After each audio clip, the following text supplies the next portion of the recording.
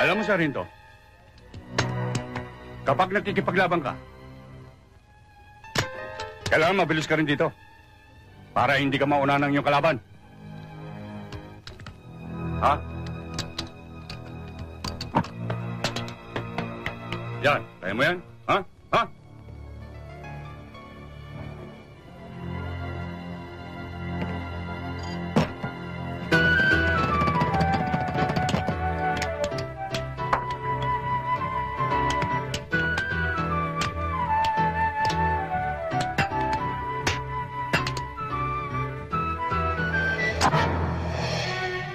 Sargento, ang baril may sa demonyo yan.